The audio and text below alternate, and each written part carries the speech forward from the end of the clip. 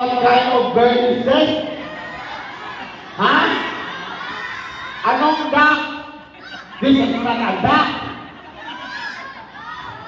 This is a Japanese dog. It's not a Filipino dog, it's Japanese.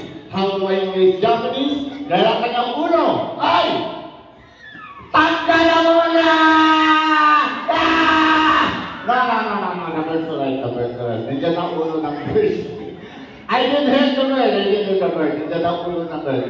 Ay! Since this is Japanese, we are going to use a genuine imitation Japanese box. So please, music box, okay na ba?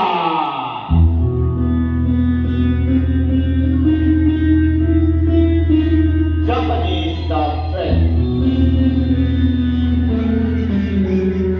A Japanese dog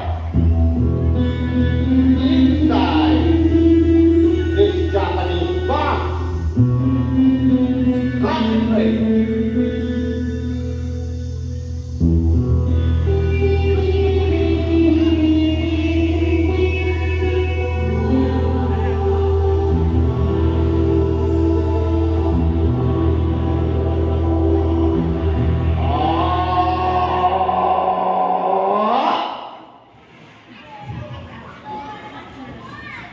What?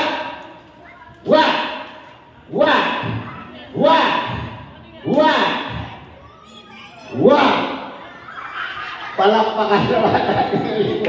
Nawala sa ating harapan. You know what, guys?